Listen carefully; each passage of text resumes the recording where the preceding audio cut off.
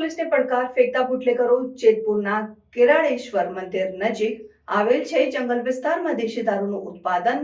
જેતપુરમાં પોલીસને પડકાર ફેંકતા બુટલેગરો જેતપુરના કરાળેશ્વર મંદિર નજીક આવેલ છે જંગલ વિસ્તારમાં દેશી દારૂનું ઉત્પાદન.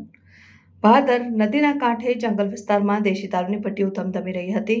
દારૂની ભટ્ટીથી મંદિરના ગૌશાળાની એક ગાયનું મોત ત્યારે બીજી ગાયો બીમાર. દારૂની ભટ્ટીનો આથો પીવાથી સમગ્ર ઘટના બની હોવાના આક્ષેપ. મંદિરના મહંતે આક્ષેપ કર્યા. દારૂનું ઉત્પાદન આ વિસ્તારમાં પોલીસ બંધ કરે તેવી માંગ ગુજરાત રાજ્યના ગૃહમંત્રી તેમજ રાજ્યના ડીજીપીએ આદેશ કર્યા, પરંતુ જેતપુરમાં આદેશોને પોલીસ ઘોડીને પી ગઈ. દેશી દારૂની ભટ્ટીઓ ધમધમી હોવા છતાં પોલીસ અંધારામાં એ મોટી વાત. જેતપુર પોલીસની નિષ્ક્રિયતા સામે આવી. ગાયોના મોતથી ગૌરક્ષકોમાં રોષ. કેરાળેશ્વર મહાદેવ મંદિર જેતપુર, વિશાલ ભારતી ગોસ્વામી. આપણે જે ગાયું ગૌશાળા છે અને આ લોકો આપણે જે દેશી દારૂનો ભઠ્ઠી જે આપણે જંગલમાં ઉતારતા અને ગઈકાલે ગાયું બે પીધેલો હોય તો દારૂનો હાથો, અને એમાં ગાયું બીમાર પડી ગઈ. અમને ખબર નહોતી રહી કે ભાઈ આ ગાયુંને થયું શું છે, પણ બીજે દિવસે ખબર પડી ને તો અમારા ગોવાળે જોયું કે આ હાથો ગાયું બધી પીવે છે. એટલે ગોવાળનો ફોન આવ્યો કે બાપુ આ રીતની ગાયું કંઈ હાથો પીવે છે. એટલે અમે સીધા ઘટના સ્થળે સીધા આવ્યા તો ડબ્બા પડ્યા હતા, બેરલ પડ્યા હતા ભરેલા, ગાયું પીતી હતી. પછી ગોવાળેને અમે ગાયુંને બધી તગડી. એમાં એક ઘા છે એ મરી ગઈ છે અને એક ઘા છે હજી સિરિયસ છે. એટલે આ લોકોને જે છે એ અમને ખબર નથી કોણ છે એ, પણ આ લોકો અહીંયા ભઠ્ઠી ચાલુ કેદુનું કરતા હોય એ કંઈ ખબર નથી ચાલુ અમારી જંગલ. આ જે વિસ્તાર જે અત્યારે છે એ બધે મંદિરનો વિસ્તારમાં છે. એટલે સીધો અહીંયા હું અંદર અવારું જગ્યા છે. આ લોકો કોઈ હું જંગલમાં ગાયું સિવાય કોઈ અહીંયા કોઈ આવતું નથી. એટલે આ લોકો જે છે એને ખબર છે કે અહીંયા કોઈ આવવારો જવાર છે નહીં. એટલે આ લોકો અહીંયા દારૂની ભઠ્ઠી કેટલા ટાઈમથી ચલાવે છે એ અમને કંઈ ખબર નથી, પણ અમને 2 દીથી આ ખબર પડી.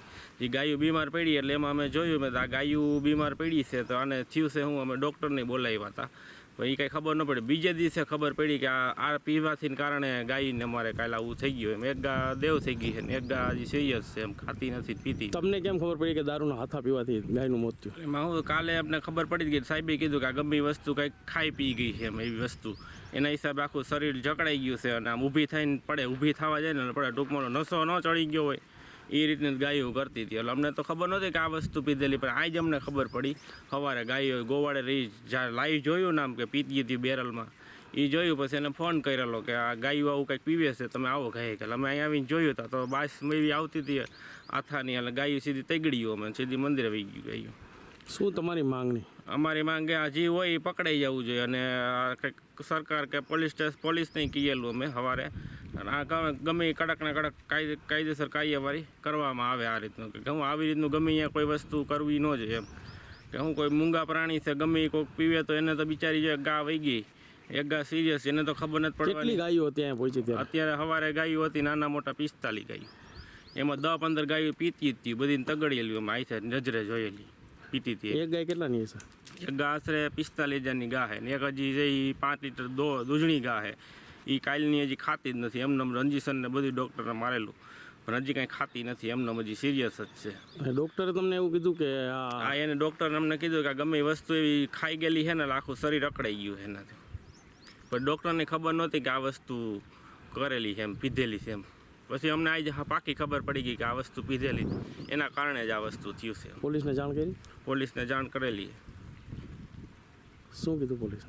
પોલીસે કીધું કે આ એક્શન ગાય બતાવી, જે બીમાર ગા છે એ બતાવેલી, અને ઘટના સ્થળે કહેતા હતા કે અમે આવીને જોઈ જાઉં, તપાસ કરી જાઉં, પણ હજી આવ્યા નથી સાહેબ. હજી કેટલા વાગ્યાની વાત છે? આ છે સવારના 11 વાગ્યાની. અત્યારે કેટલા વાગ્યા? અત્યારે 4 જેવું થયું છે. હજી કોઈ આવ્યું નથી? હજી સાહેબ નથી આવ્યા ચેક કરવા.